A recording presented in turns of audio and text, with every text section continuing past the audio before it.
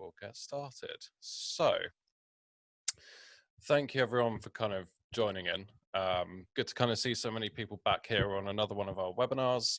The subject for this one is about proving your value. And I think this is a really important conversation because there are so many situations that I see where people kind of, they do amazing work, the results are really good, and then suddenly it kind of falls apart a little bit when I don't think anyone can you see the QA? Sorry about this, just having a slight technical issue. There we go.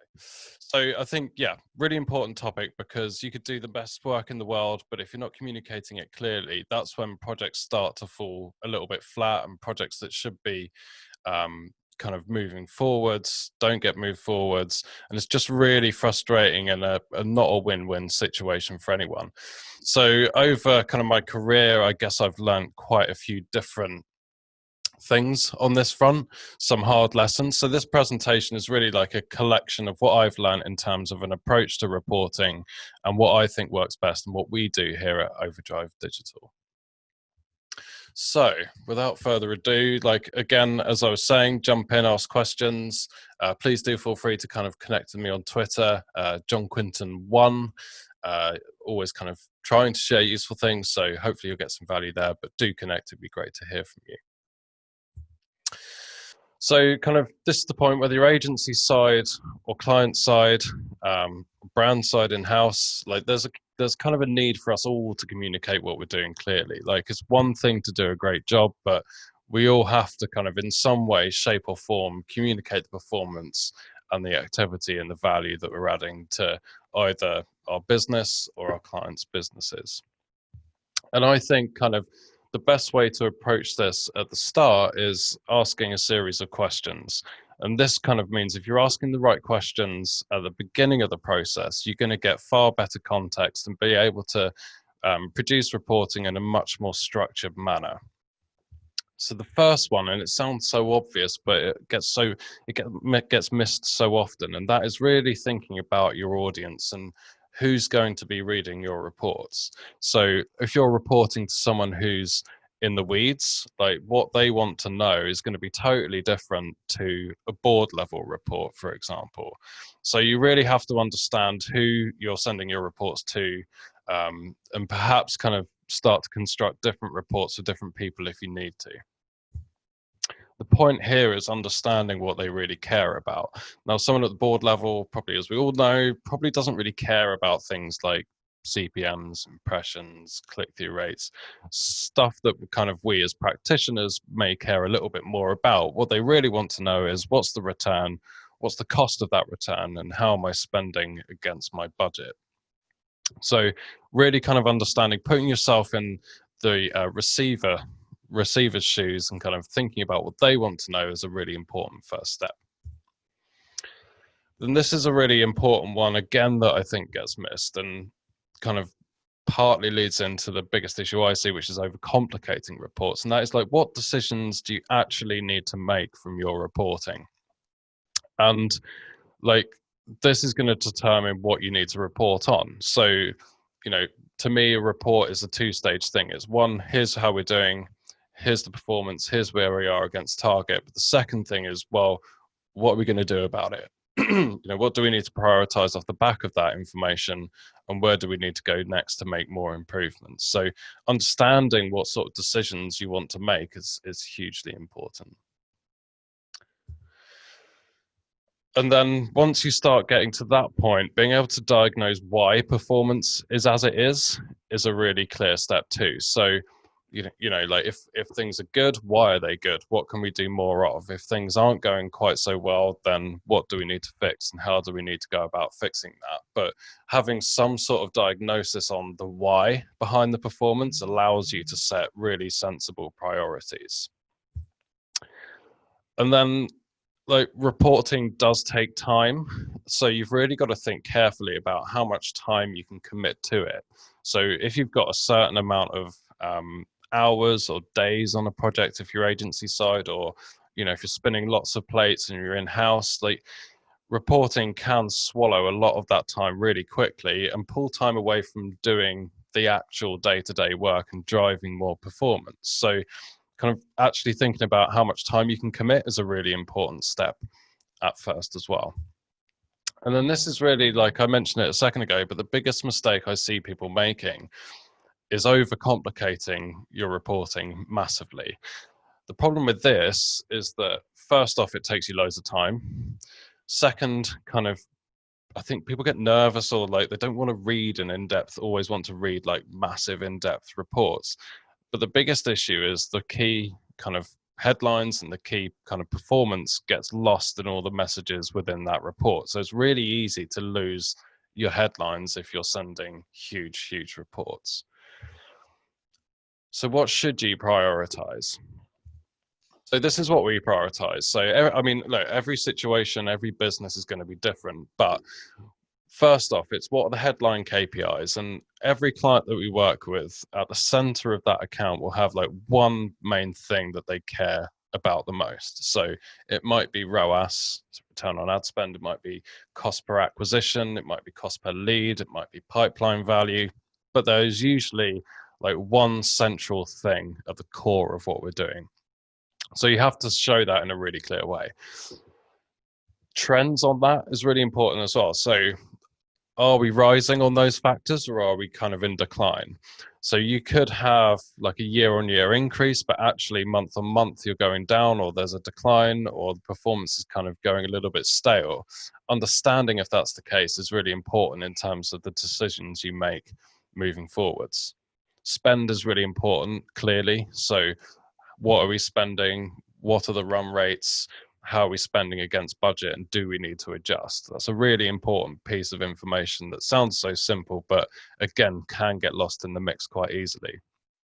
And then it's kind of some diagnosis and analysis on what's worked versus what hasn't. So, you know, this is really about understanding from the data what you need to do next to drive more performance or resolve performance if it isn't going quite so well. So kind of leading into some of the more common mistakes that I see people making with reporting. And the big one really is like just too many numbers. So I don't know about everyone else in this call, but sometimes if I open up an email and it's an essay or a spreadsheet and there's just rows and rows and rows of numbers, it's really difficult to understand what I should be looking at and what I should be prioritizing within that information. So that is the first thing, like do not make it more complicated than it needs to be. And then I think what you really need before you start reporting or doing any work really is having a very clear line in the sand. So in my head, paid media is all about making decisions and getting to the point where you can be in a black and white position to make those decisions. So for your business, what does a profitable CPA look like? And that's going to be different depending on average order value, margins, conversion rates, audience size, all that type of stuff. But you need to kind of understand that before you get into anything. Or what ROAS do you need to hit to make this viable? But kind of answering these questions before you start means you're putting focus on the right areas and you're being able to make the right decisions based on the right data points. And it's just an example of like how much easier that makes it. So in this case here, like we had the campaign that we were running where the target was to generate free trials at under £35. Just knowing that means we can go in, we can look at the account and we can go, right, we're smashing it on that campaign. That campaign's not doing quite as well. That's where we need to focus. We also kind of recently revised all of our client reporting.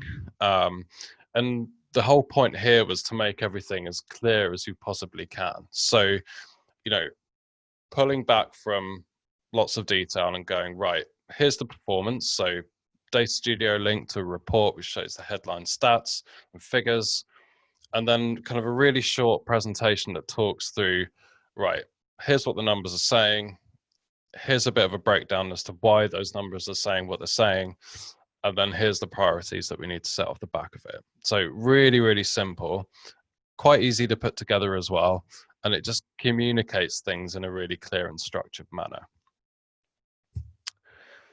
The other issue that people come up against is not fact checking their data. So you know, when you're looking in analytics or you're looking in your like Facebook ads manager, I think it's a real mistake to assume that what you're seeing is correct. And that sounds perhaps a little bit negative, but I think you should always question numbers. So making sure that what you're reporting on is actual kind of what's happening. So with Facebook ads, there's a Chrome extension called the Pixel Helper. So that will enable you to kind of cross-check and fact-check what you're sending to Facebook through your Pixel. Really kind of easy step to make sure that what you're sending is what you want to be sending.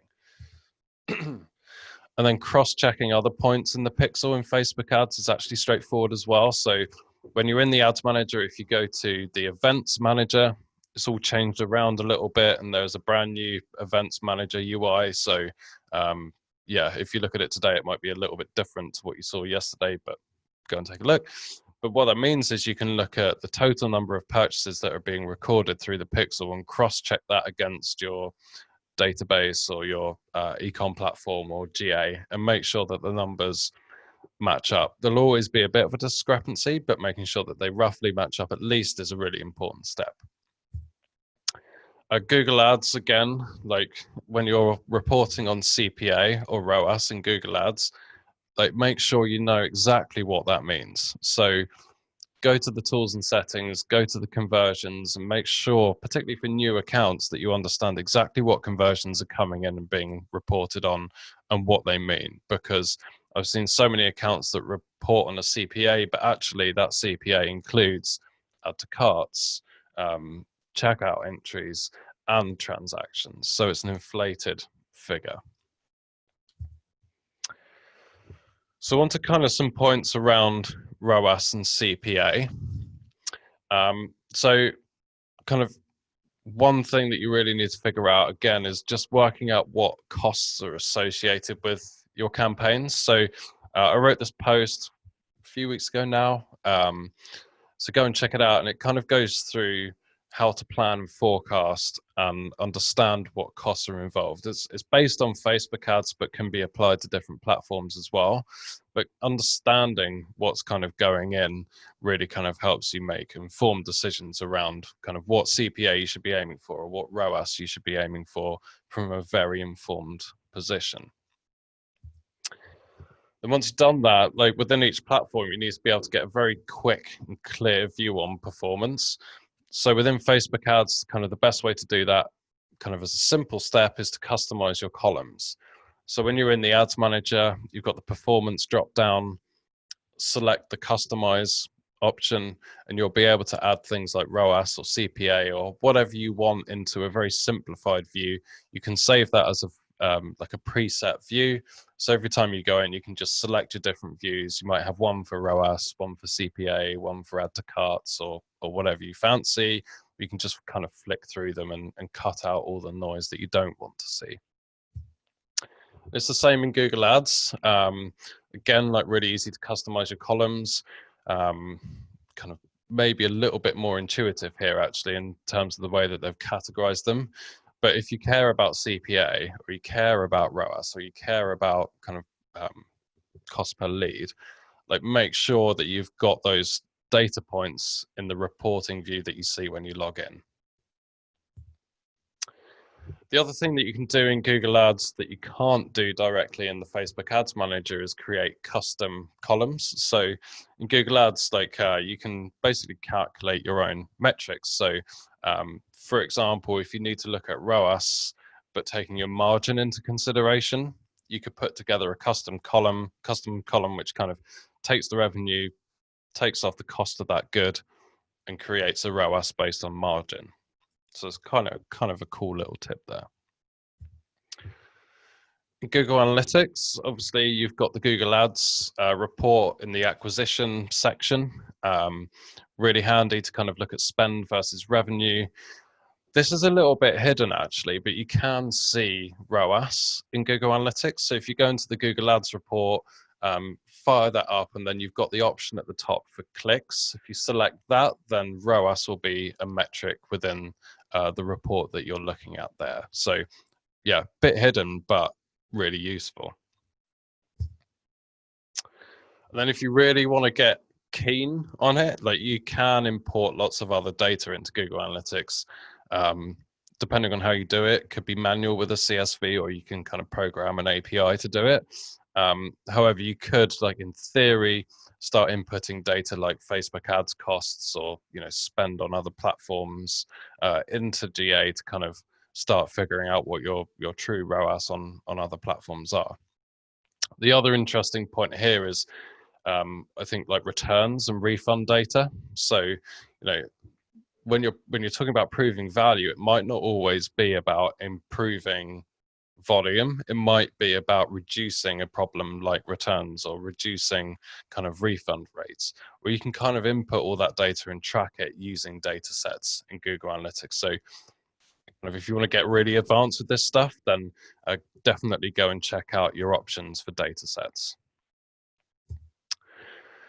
And then this, again, like, happens so much, but know what the revenue figure in GA actually represents. So does it include shipping? Does it include tax revenue?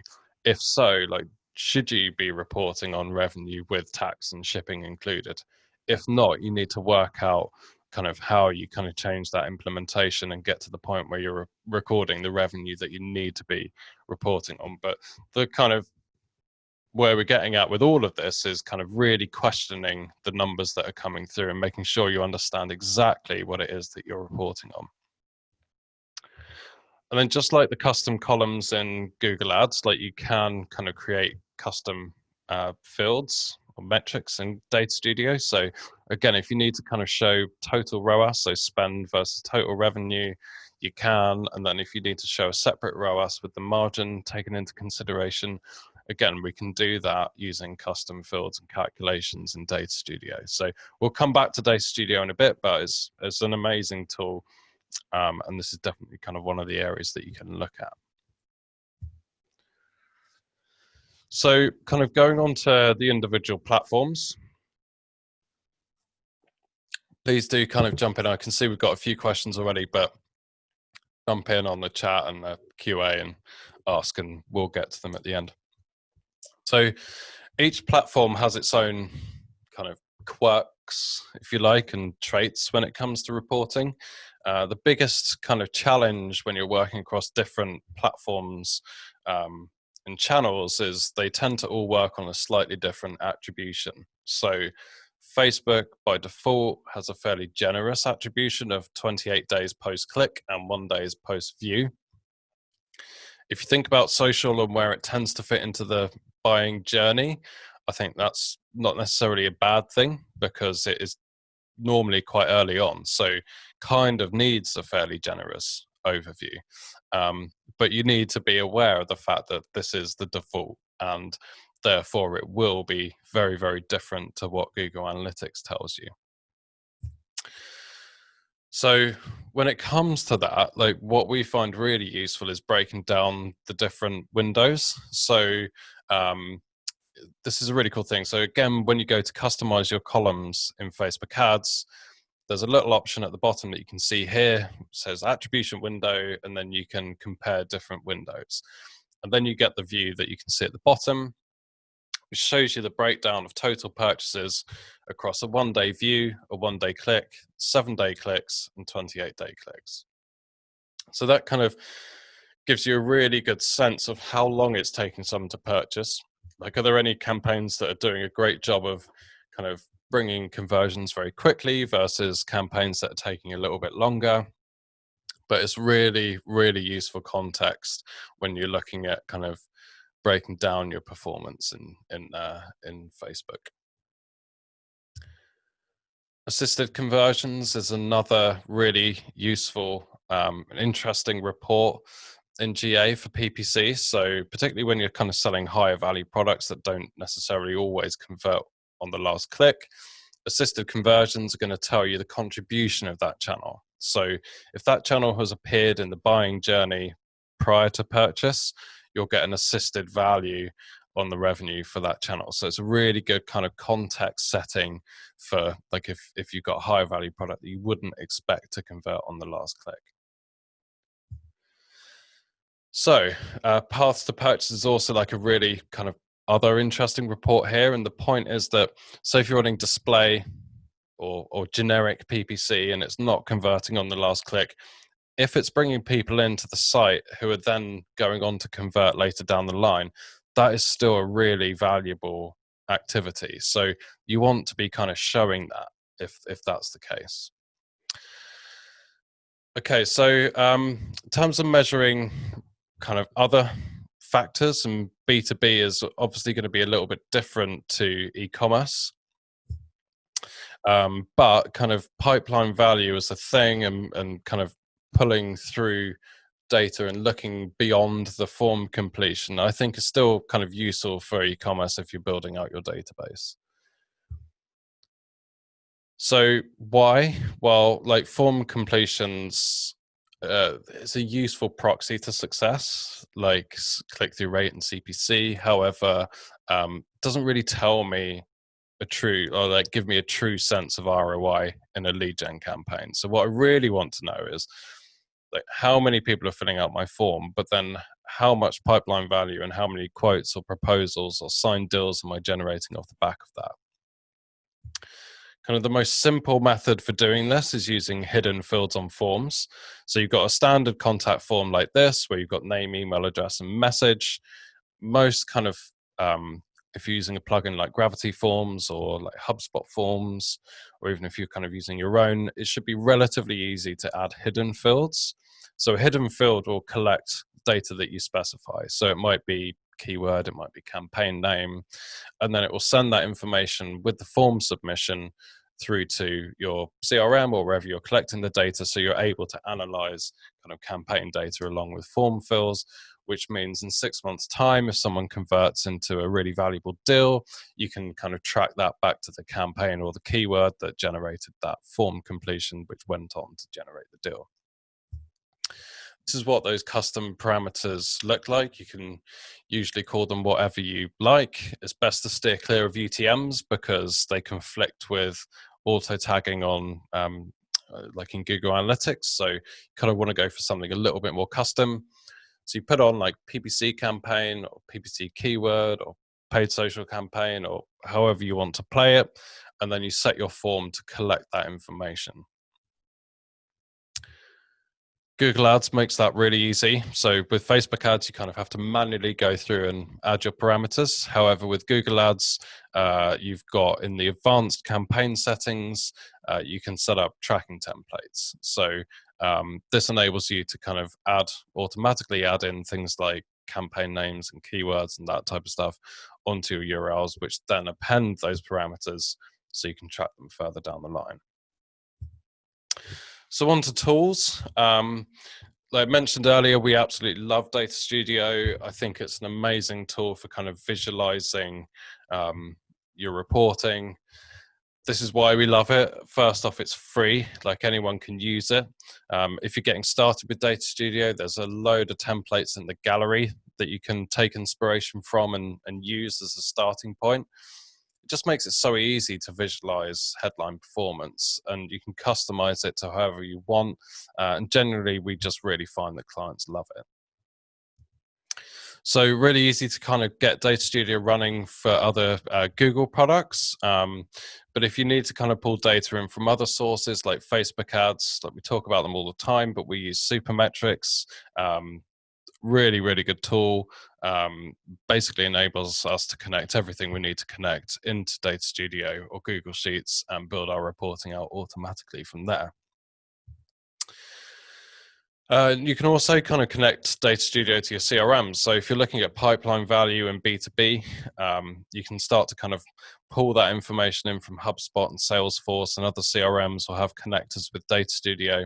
It just means you can kind of look at your campaign data and also kind of really strong like revenue figures as well.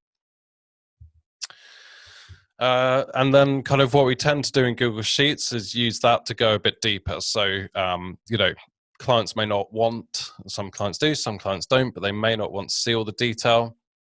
But we need the detail to be able to analyze and assess performance. So we tend to kind of do all the detail in Google Sheets, and, you know, case by case, we may or may not share that with the client depending on what they want. Always happy to, but some clients do, some clients don't. And then like face to face at the moment is obviously not a thing, but Zoom face to face is. But I think kind of your communication and kind of the way you kind of work in that sense is equally as important as the reports that you're sending. So, you know, making sure that you've got the time to sit down, run through the reports, flag any queries is just so important, because if you just send that report out, you know, questions may be raised, but the opportunity to ask them may not come up. So it's really important, I think, to get face-to-face time alongside your reporting. So to summarize, like, 3 kind of main things. I think always consider your audience. I forgot the word audience there, but always consider your audience with your reporting. I think always have a real clear purpose and a clear next step. Like, why are you putting together this report? Like, what's the point of it? And like, what are we going to do next? And keep it as simple as you can and build out from there.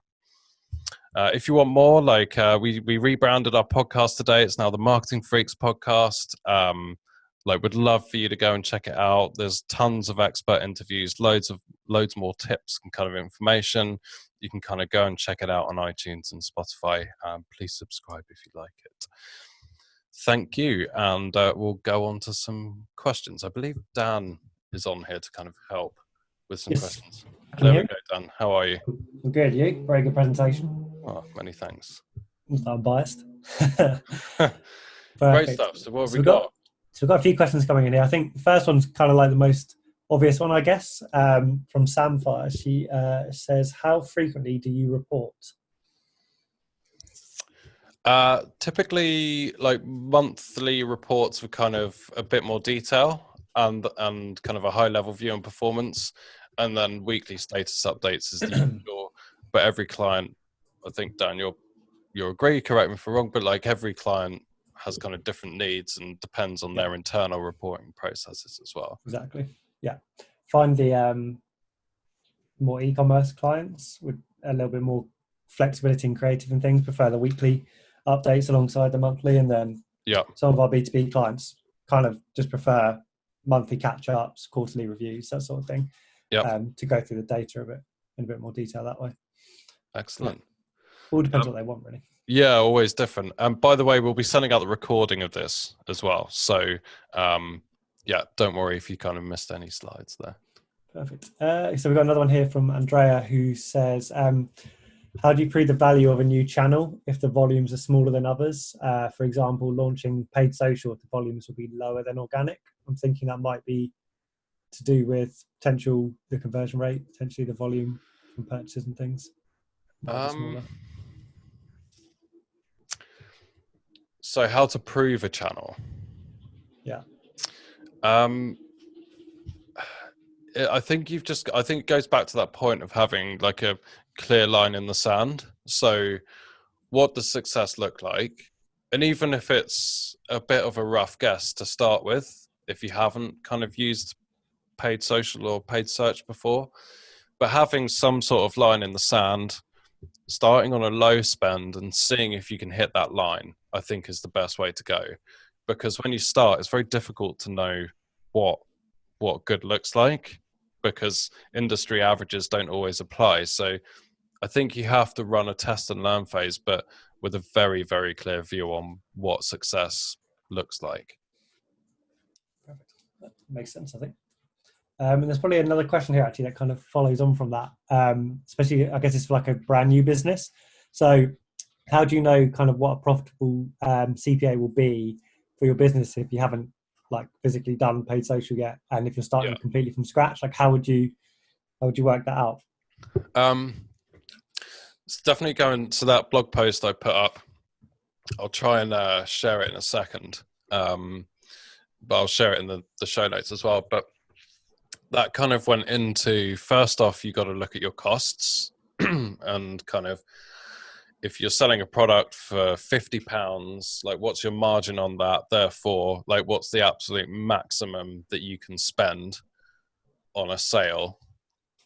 And then what goes into that cost? So you've got your media spend, then you've got resource, you might have an agency fee, you might have creative costs involved. and kind of pulling all that together will give you a view on like what your maximum, like what your ceiling on CPA will be, and that's probably the best starting point. Then the other consideration is lifetime value. So I was talking to someone yesterday about this, and we were talking about how you, like, the business in question expected 2 to 3 repeat purchases. So, are they willing to take a hit, maybe even lose money on the first purchase, knowing that they're highly likely to make the money back on the second and third purchase? So every business will have a different view on that, and every business will have different costs and different margins. So you have to look at those data points for your like specific business. Like industry averages, I think, are fairly useless when it comes to kind of predicting CPA. Cool. In a nice way, they're great. Yeah, they're a good benchmark, but Yeah, they're never completely gospel for that particular business. Okay, we've got another one here around.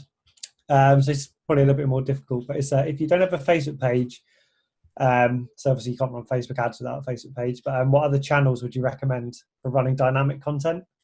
They don't have cookies enabled on their website, and want to test and learn. They run Twitter and Google Ads campaigns so far.